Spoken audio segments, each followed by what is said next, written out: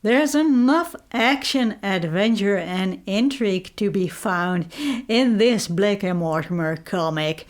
It's their third adventure. I know it is the sixth Blake and Mortimer comic album, but it is the Yellow M is the third adventure they are embarking upon. Hi, I'm Annie, and it is Thursday, so it is Eurocomic Thursday. Every Thursday I talk about this European comic or graphic novel, and I am also doing this Blake and Mortimer project where I read all of the Blake and Mortimer comics in publication order. Well, I'm smuggling a bit. Yes, it's now the turn of the Yellow M. To be read and to be reviewed in order of publication. But there are also two sequels made to this story, which are published much later. So publication order, you have to take it with a grain of salt. But I wanted to read them because they are sequels to the Yellow M. The Yellow M is a Blake and Mortimer adventure that is set in London, and London is plagued by this mysterious criminal, the Yellow M. He leaves always after he commits a crime, he leaves this yellow sign, which is an M in a circle. He leaves that behind, and he gives clues on where he will strike next.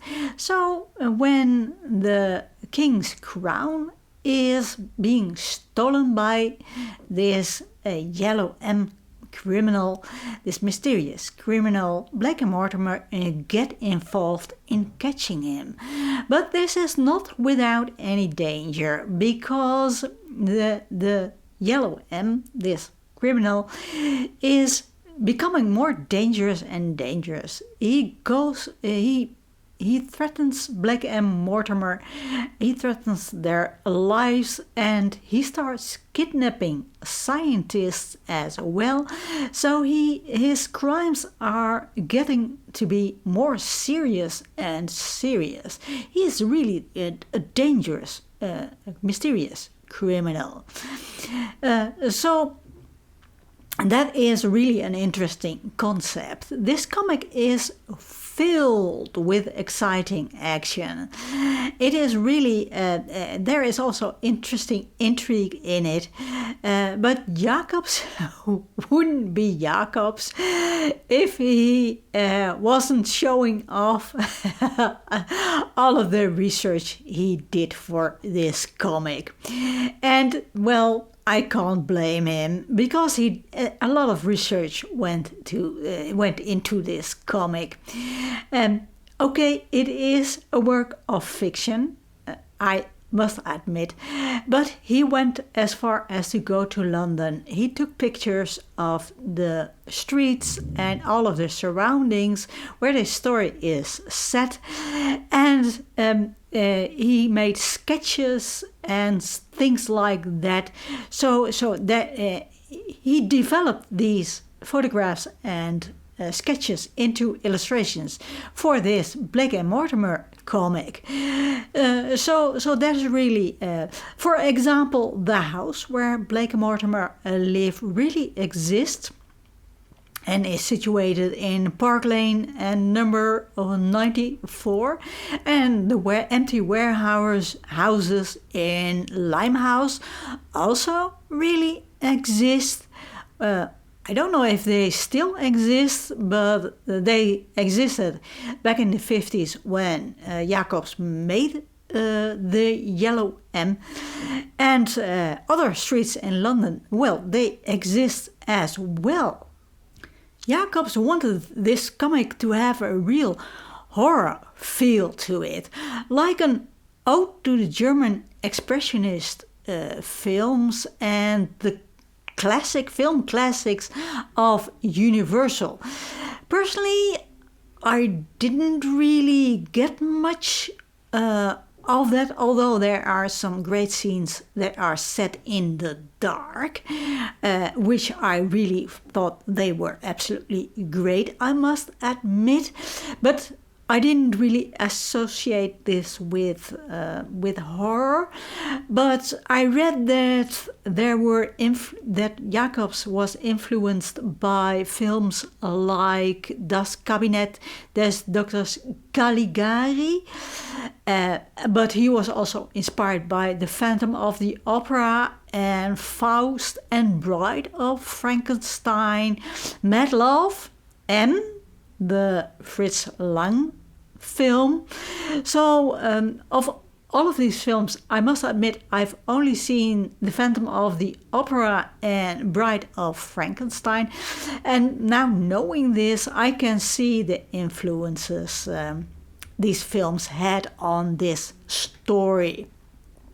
For example, there is a character named Dr. Septimus in The Bride of Frankenstein. So he directly took the name of Septimus, Dr. Septimus, directly from A Bride of Frankenstein. And the idea of the masked thief and criminal with a cape, well, he got that from Phantom of the Opera.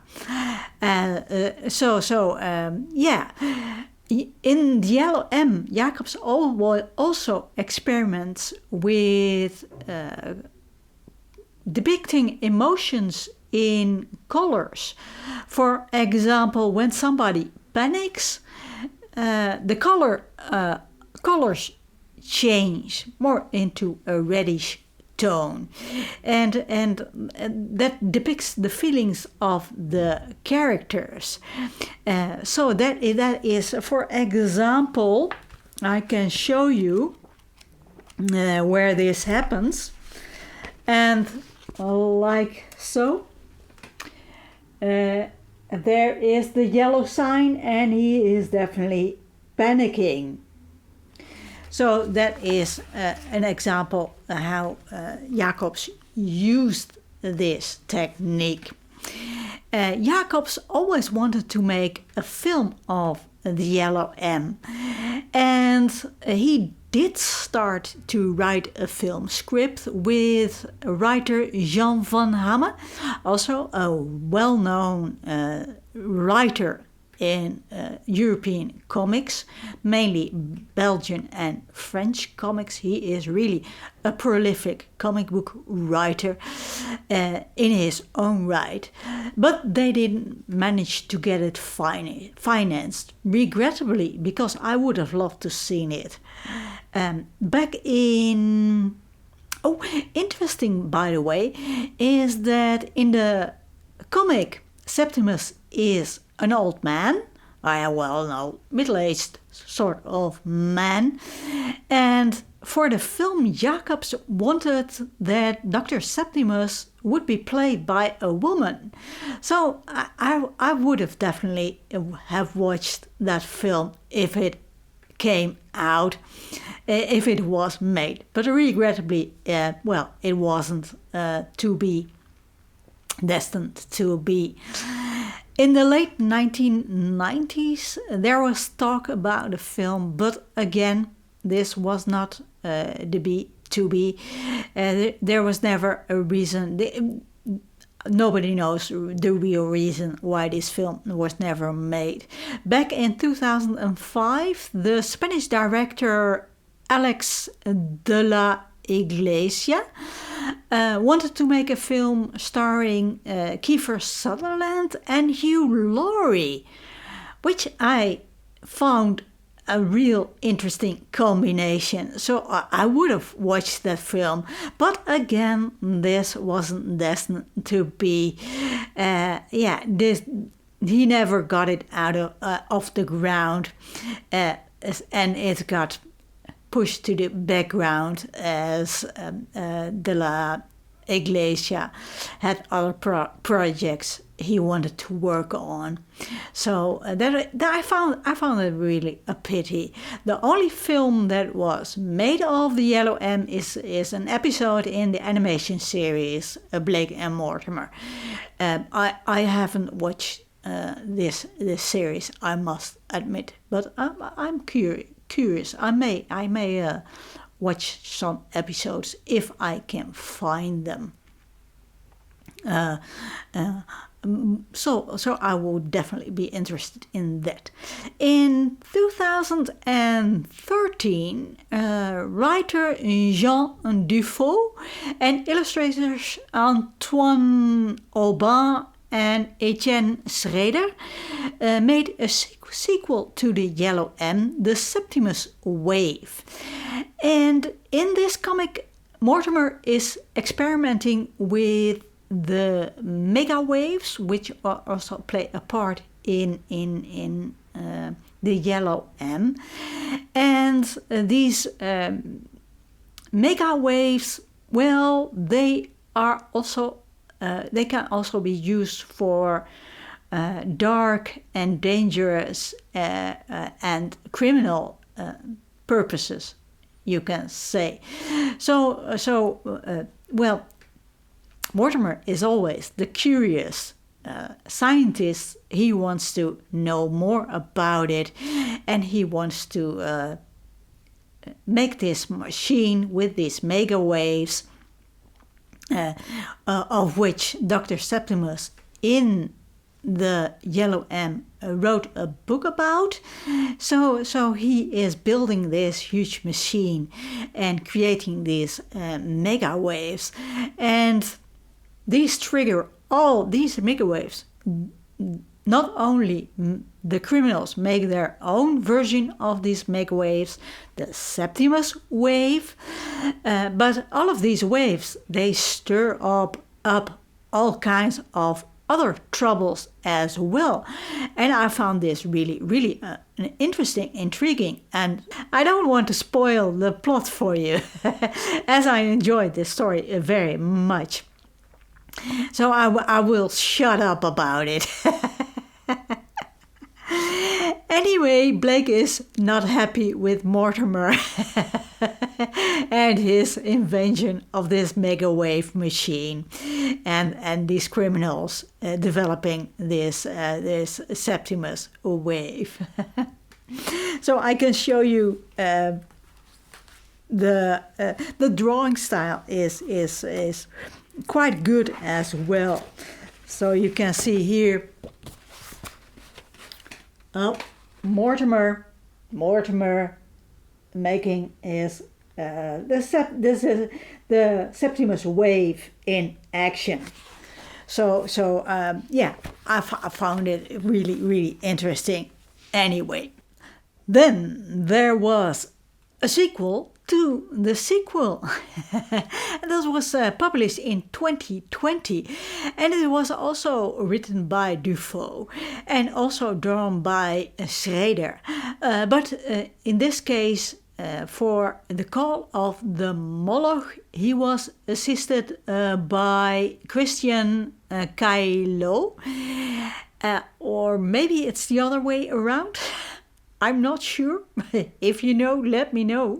Because, well, let's say they have equal parts in illustrating this comic.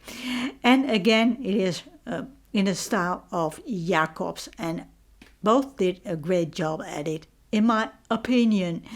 And the story is about, it involves arch-villain Ulrich, who also plays a part in the Yellow M and the Septimus Wave, but it also includes this alien called the Moloch.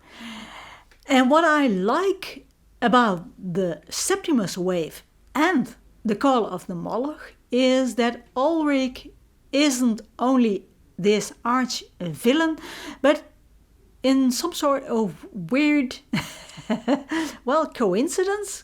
Maybe it's coincidence. He is also a victim. So that gives the character of Ulrich more depth to it, I found. And I found that really interesting. Nothing is really black and white. What I always found of Jacob's writing, I've said it before that he does this info dumping because he wants to show off all of the research he did. But where Jacobs does his info dumping in 2 or 4 pages, in Dufaux did also a lot of research, but Dufaux spreads out all of the information about the science and all factual stuff. He spreads it out more equally throughout the story. So yeah, that's what makes the story for me. I must admit, I sometimes get a little bit annoyed with Jacobs and his info dumping, although I find what he writes really interesting. And there is another thing why I don't like this info dumping, is that most of the Blake and Mortimer comics, and this is not the fault of Jacobs or Dufaux or whoever wrote these stories, the font type is too small. It is, for me, maybe I need reading glasses, but with other comics I don't have a problem with it. And if the light is good, I don't have a problem with other comics reading them, but the typeface is really, it's small. And I'm getting old, so my eyes are having a little bit trouble with that. And the problem is, you can say, well, get reading glasses, but my eyes aren't that bad that my optician, what's it called, optician? Somebody who measures your eyesight, anyway, she said, don't get reading glasses just yet because it isn't that bad.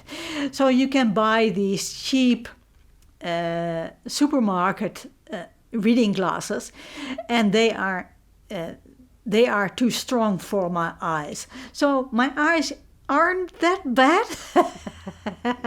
So it's the fault of the graphic designer, the person who did the layout, the design of the layout. Maybe, I wouldn't call it the printer's fault, but yeah.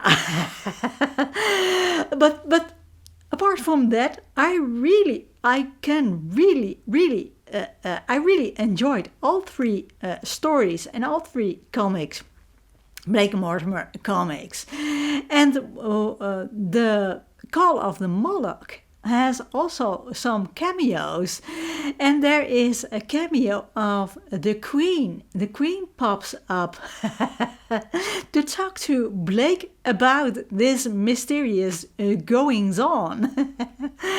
and I think, the Prime Minister shows up, and I don't know much about British political history, but correct me if I'm wrong. I think this story is set in the 1950s, and I think I can recognize Churchill.